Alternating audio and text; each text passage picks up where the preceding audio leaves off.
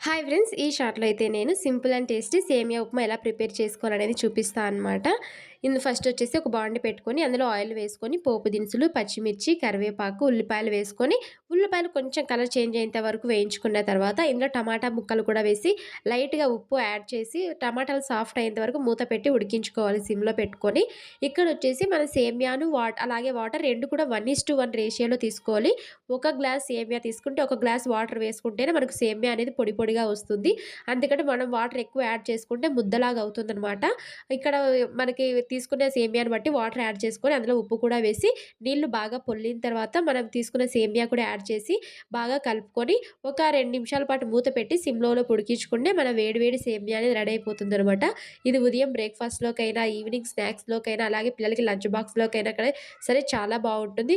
మనం చల్లగయిన తర్వాత తిన్నా కూడా చాలా టేస్టీగానే ఉంటుంది. ఈ విధంగా ఒకసారి ట్రై చేసి చూడండి. Thanks for watching. Thank you.